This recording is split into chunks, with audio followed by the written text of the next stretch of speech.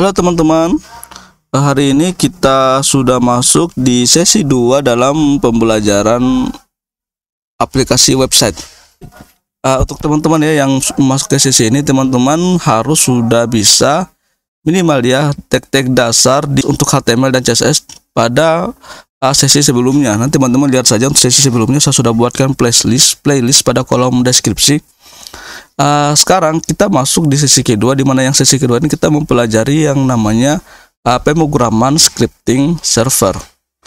Untuk scripting server ini teman-teman perlu yang namanya sebuah host lokal atau biasa disebut dengan local host, di mana local host ini fungsinya adalah untuk melakukan virtualisasi.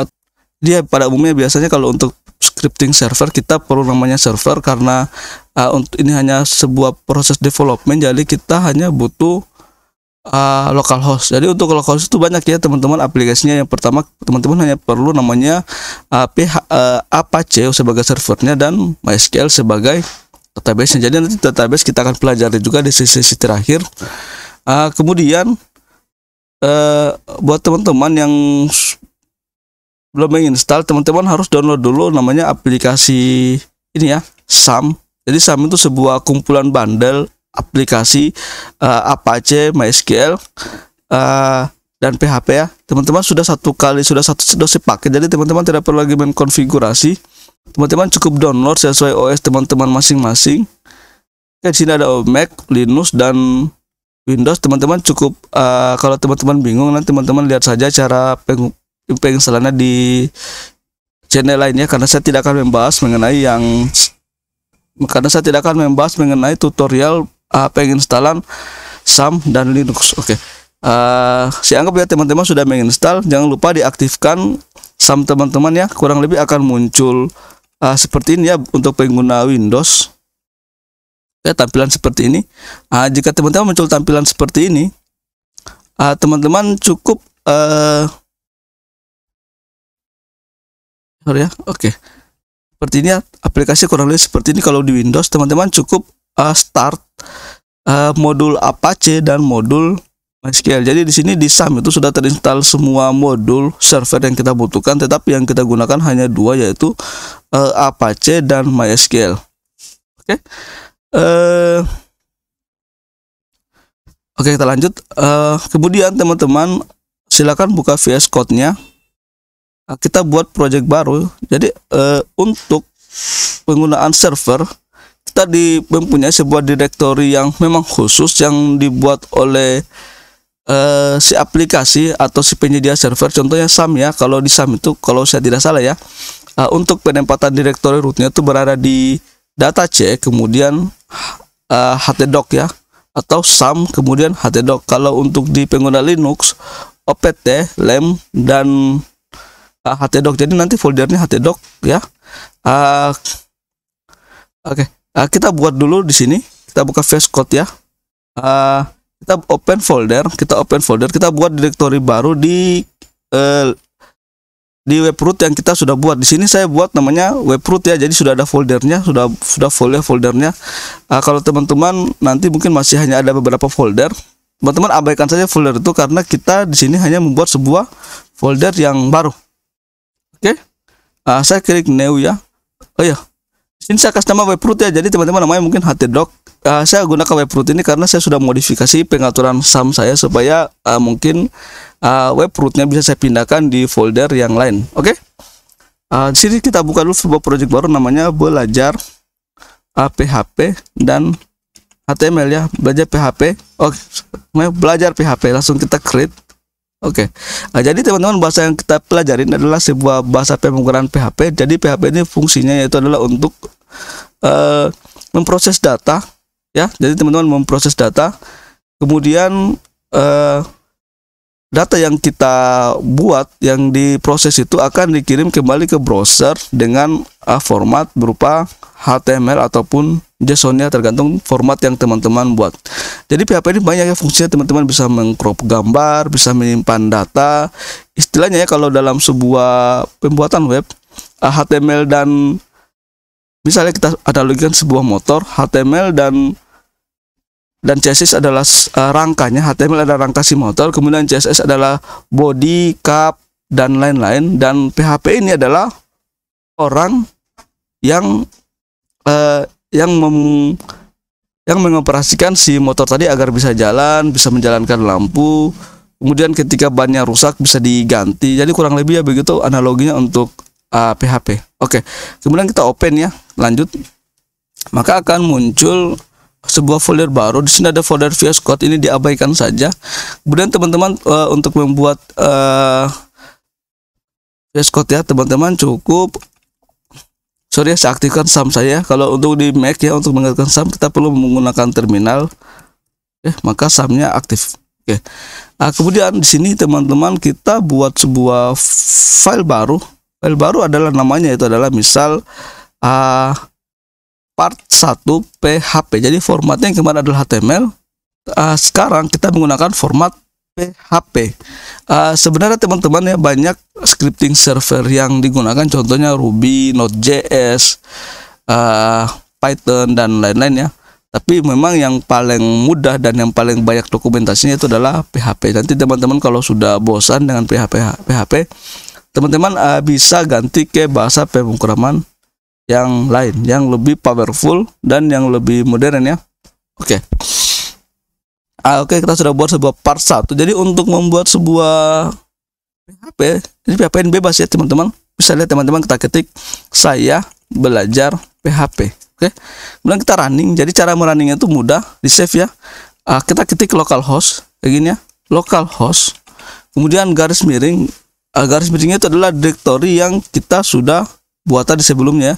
Di sini tadi saya buat namanya direktorinya adalah belajar PHP ini ya. Saya rename saja di htdoc ya. Kemudian kita klik kanan dan kita refresh. Maka akan muncul sebuah indeks ini ya, kurang lebih seperti ini karena kita tidak menggunakan indeks ya. Jadi ditampilkan direktorinya. Kita tinggal klik saja part 1 ya. Jadi caranya kayak gini. Belajar PHP / nama filenya part1.php. Oke, maka akan muncul saya belajar PHP. Itu sangat mudah ya untuk menampilkan sebuah halaman baru. Sebesar ya. Oke. Kemudian ini kita lanjut lagi ya. Ini kita hapus. Jadi untuk membuat sebuah PHP itu, karena PHP tadi bebas, untuk memproses PHP, file yang PHP, teman-teman cukup menggunakan tag kayak gini. Set ini sebagai pembuka PHP, PHP kayak gini ya. Dan kita tutup set. Oke, ini ya penutup, ini pembuka PHP. Oke, kayak gini ya. Dan ini adalah penutup PHP. Penutup ya. Kayak gini ya. Oke.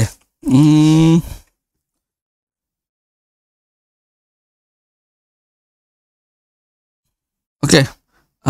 Kita lanjut ya. Jadi untuk membuat PHP, teman-teman misalnya ingin menampilkan sebuah teks ya, teman-teman cukup ketik echo belajar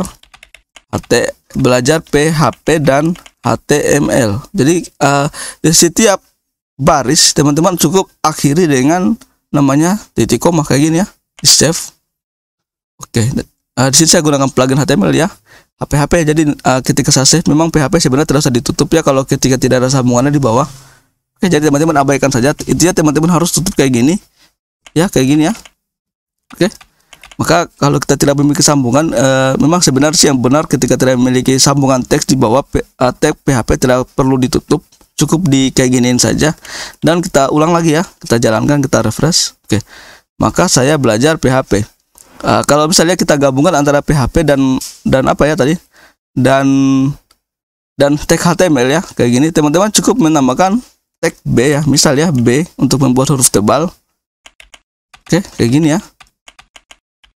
Dan kita save, maka hasilnya akan tebal. Oke. Misalnya teman-teman, kalau misal teman-teman ingin membuat, kita tutup ya, kita buat sebuah tag HTML baru, kita hapus ya, HTML ya, kayak gini. Oke, kemudian hit, kemudian title, title itu adalah belajar PHP kayak gini ya. Kemudian body, dan kita ketik misal kita untuk membuat sebuah PHP ya, teman-teman cukup mengetikkan PHP sama kayak tadi. Kemudian kita tutup kayak gini ya, dan kita ketik misal echo belajar HTML dan PHP. Oke, sekarang kita refresh. Set, maka akan belajar HTML dan PHP. Ketika kita lihat source-nya ya teman-teman, source PHP tadi teman-teman tidak akan lihat karena memang yang ditampilkan tuh hanya tag yang berupa HTML ya. Jadi kalau misalnya teman-teman kayak gitu ya, ada juga apa ya, kita langsung masuk dua part ya, PHP dan variabel. Oke. Jadi ya teman-teman, PHP ini bebas. Misal teman-teman ingin menambahkan dua buah PHP di sini, saya hapus ya, saya ganti dengan PHP kayak gini ya. Saya tulis echo judul kayak gini ya, judul. Kita save dan kita refresh.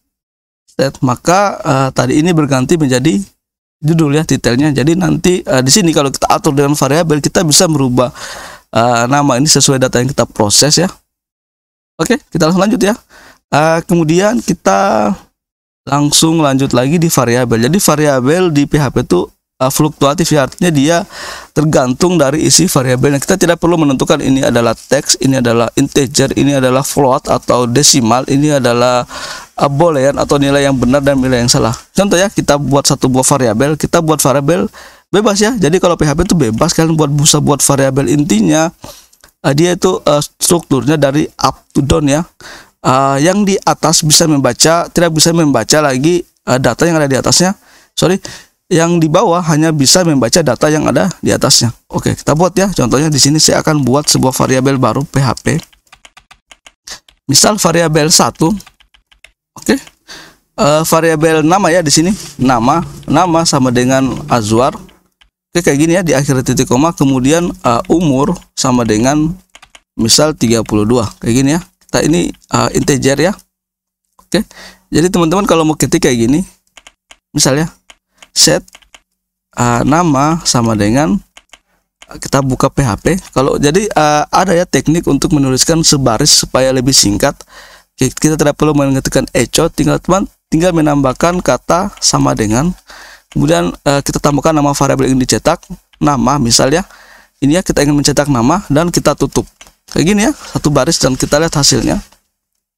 Oke, maka akan muncul nama ini ya guys. Oke, saya kira mudah. Kemudian kita enter lagi BR, umurnya yaitu adalah misal umurnya itu adalah umur kayak gini ya, maka akan tampil kayak gini. Oke, mantap ya. Jadi kita bisa menyimpan sebuah data ya di sini menggunakan PHP. Oke, apalagi ya? Iya, saya lupa.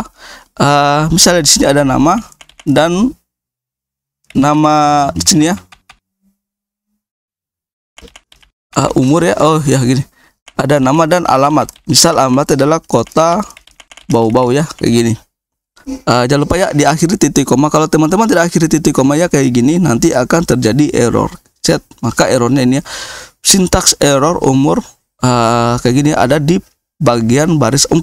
Jadi teman-teman cukup melihat saja baris keempat, set mana yang salah. Biasanya kalau sudah baris keempat begini, berarti yang salah adalah baris yang di atas baris ketiga. Apa sih yang salah di baris ketiga? Kita tidak menambahkan di akhirnya adalah titik koma kayak gini ya, dan kita save, maka kita refresh, set akan berhasil ya. Tetapi datanya kita belum pakai karena kita belum mendeklarasikan si variabel ini. Jadi caranya kita buat lagi kayak gini. Set, kita tambahkan alamatnya itu adalah kita pakai lagi tag gini ya, atau tag gini sama saja ya, echo. Jadi ini adalah tag satu baris, variabel pendeklarasian variabel untuk satu baris atau satu variabel kayak gini, dan ini untuk banyak baris ya, ini echo alamat. Nanti teman-teman biasa nanti ya akan biasa menggunakan teknik variabel seperti ini, dan kita cek lagi. Oke, kayak gini ya. Oke, maka sudah ada. Oke. Kemudian bagaimana sih caranya saya ingin menggabungkan dua buah variabel antara nama dan alamat. Jadi teman-teman untuk menggabungkan dua buah variabel ya, teman-teman cukup menambahkan sebuah separator atau pemisah yang namanya titik. Kita menggunakan titik dan kita buat lagi apa variabel selanjutnya, misal umur. Oke. dan kita cek, maka nama dan umur, alamat dan umur akan bergabung. Jadi kalau teman-teman ingin menambahkan spasi atau pemisah di antara sini, teman-teman cukup menambahkan lagi sebuah titik di sini, dan di tengah-tengah kita tambahkan kutip atau string ya, kayak gini, dan kita spasi. Oke, dan kita lihat hasilnya, maka akan spasi. Atau teman-teman ingin menambahkan sebuah teksnya dulu adalah garis tengah kayak gini, dan kita refresh, maka hasilnya akan tambah garis tengah. Oke, saya kira mudah ya. Oh ya, satu lagi ya. Misal saya ingin menjumlahkan ya di sini. Kita ingin menjumlahkan angka sini ya. Variabel angka 1 sama dengan 34, gini ya. 50, dan variabel angka 2 adalah 20. Oke. Kayak gini ya. Kemudian kita ingin menjumlahkan ya di sini, misal kita kasih HR dulu supaya ada pemisah garis. Saya ingin menjumlahkan sebuah variabel angka 1, hasil jumlah dari ini ya, dari nilai angka 1 tadi di sini, angka 1 ditambah dengan angka 2 kayak gini ya. Sorry, ini salah ya, harusnya namanya angka 2.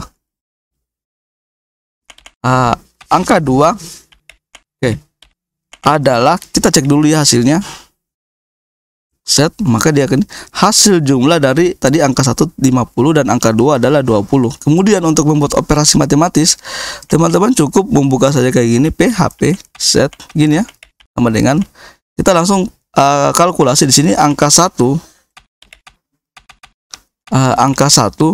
ditambah dengan angka 2 kayak gini ya. Jangan lupa ya untuk untuk membuat sebuah variabel memanggil, teman-teman tambahkan dolar ya kayak gini, angka 2. Oke, angka 2. Oke, dan kita refresh.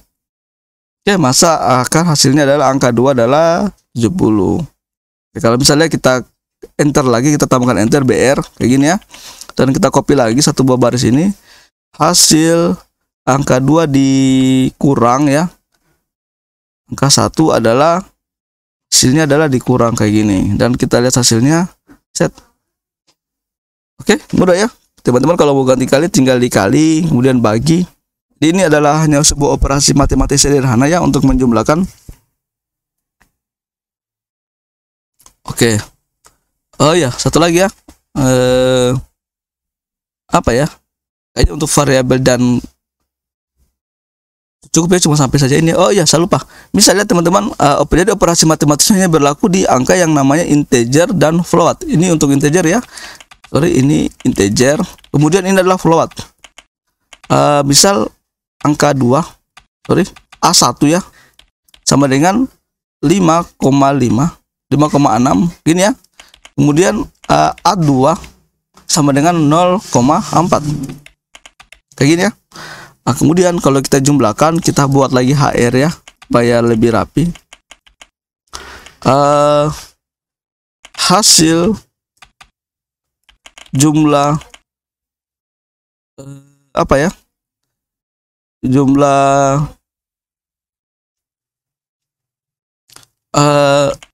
bilangan desimal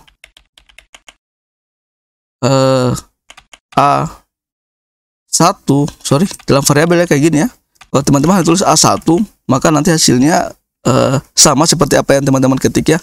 Kalau teman-teman ingin menampilkan variabel ya, teman-teman harus tambahkan namanya tag HTML ya, kayak gini. Sama ya kayak di atas, A1 ditambah dengan A2 ya. Hasilnya adalah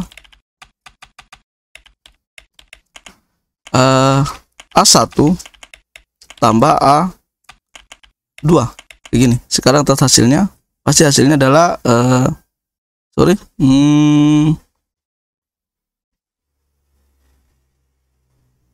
ini ya, bukan AI ya, harusnya A1. Jadi sini ada tulisannya, kita baca ya. Variabel A ini, variabel AI tidak dideklarasikan, artinya variabel tidak ditemukan, makanya terjadi error. Jadi yang kita cek ya, variabel AI ini, variabel AI harusnya kita bukan menggunakan variabel AI, tapi kita gunakan variabel A1 ya, kayak gini. Jadi teman-teman tinggal dihapus dan kita refresh lagi. Oke, satu lagi kesalahan, variabel A tidak diketahui ya, tidak didefinisikan. Jadi caranya cari variabel A, yang mana variabel A ada di baris 31. Ini ya variabel A tidak diketahui. Jadi teman-teman tambahkan di sini adalah, karena kita ingin menjumlahkan A1 dan A2 labelnya, jadi kita tambahkan A2, kita refresh, maka hasilnya adalah set. 0,56 ditambah 0,4 adalah 6. Oke, saya kira mungkin untuk operasi ini saya perlu saya jelaskan, teman-teman pasti sudah paham. Jadi operasi ini hanya berlaku untuk integer dan float, namanya float ya. Kemudian kalau misalnya ada integer dan integer kayak gini, menjumlahkan integer ya, hasil dari menjumlahkan integer ya kayak gini, kita tambahkan lagi di atas adalah HR ya. Misal saya akan jumlahkan antara tadi apa ya, integer ya, nama dan alamat ya, misal nama dan alamat. Karena ini integer, apakah kita bisa jumlahkan? Kita cek ya hasilnya apa. Set ini ya. Warning, non numerik. Jadi karena dia bukan sebuah angka numerik, maka tidak bisa dihitung. Ini ya. Oke, hasilnya adalah 0. Kalau misalnya kita jumlahkan antara nama dan umur ya, nama dan umur. Oke, dan kita cek. Oke, maka sama ya. Tadi nama dan umur tidak diketahui. Yang dicetak adalah hanya umur, tetapi nama bukan sebuah numerik. Oke. Jadi kurang lebih seperti itu saja ya untuk HTML dasar, untuk PHP dasar. Oke, kayak gini ya. Nanti kita lanjut di sesi selanjutnya adalah operasi logika di PHP. Oke, bye bye.